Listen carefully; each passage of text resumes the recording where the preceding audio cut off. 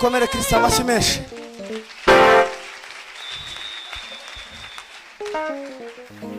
Ishimwe mwana.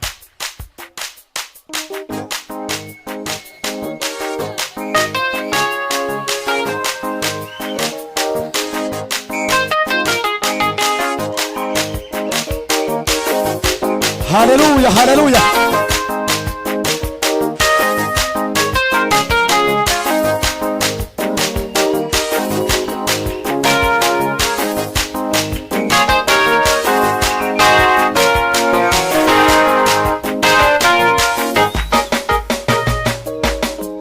Yemeye gusiga zose kugira ngo aducungure. Yemeye gusiga zose kugira ngo atubohore. Yemeye gusiga zose kugira ngo aducungure. Jewe nawe twarababariwe, jewe nawe twarababariwe, jewe nawe twarababariwe, jewe nawe twarababariwe, ayi jewe nawe twarababariwe, jewe nawe twarababariwe, ayi jewe jewe jewe twarababariwe, jewe nawe twarababariwe, jewe nawe twarababariwe, jewe nawe twarababariwe, jewe nawe twarababariwe, jewe nawe twarababariwe,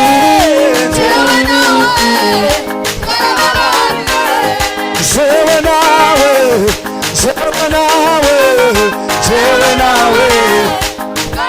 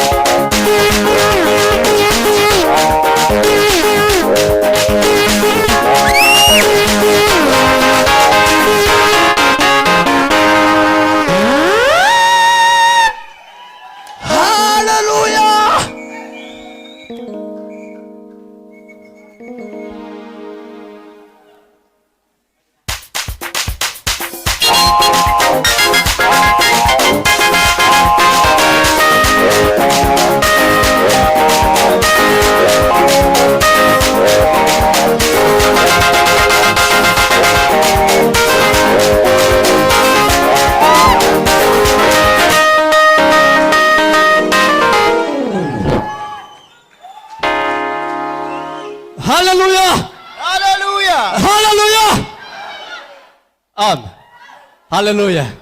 Haleluya. Ya.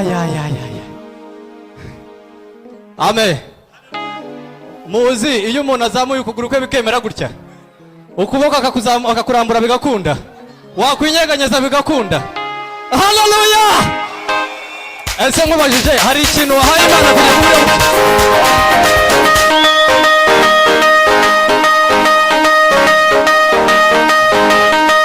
Amen. Imana bahereza umugisha. Imana bahe umugisha. Uko ngo ngiye guteramo haleluya imwe. Uranyemerera muyo. Haleluya! Haleluya! Amen. Ndashima Uwiteka ko ndamahoro. Ndashima Uwiteka ko nkureba nawe utabyinnye buriya hari icyo uyinenga ariko nge ntacyo nyinenga. Haleluya! Si umuntu wageze aha ngaha nabe yazamura ukuguru ngo ahimbarize Imana. Imana ibahe umugisha. Wanasifiwe. Eka ibatazura igitaramo. Ugitazure ukirega kabisa. Aba hano mugire gutya. Haleluya. Ubushize pasiteri turi mu nsheke hari cyanditswe yadusomeye. Aravuga ngo yari ifite umwuka mwinshi uyisagutse. Haleluya. Ariko tuzamura Imana icumi. Yari ifite capacity, yari ifite ubushobozi bwo kumbumbabumba ikankora nk'amakaroni, ikangira amakaroni. Abashinwa bakazajya bandisha twa duti twabo. Ariko niyo bishimye yangiza umuntu. Tuzamura Imana icubahiro. Tuzamura Imana icubahiro. Ariko muricaye yemwe, muricaye. Ariko gitangaza kiragwe. Tuzamura Imana icubahiro. Tutazura ibintu. Igitaramo cyagize umutwe muremure. Kirajwangaraye neza ndakuraye. Tuzamura Imana icubahiro. Rimwe kabiri gatatu. Haleluya!